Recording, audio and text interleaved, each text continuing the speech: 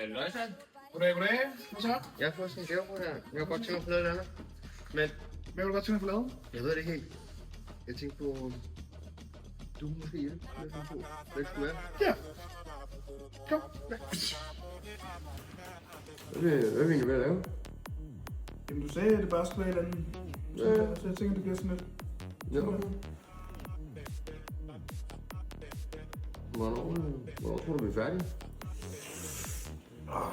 Sådan lidt sådan deromkring. Ja. Hvad fanden er det her?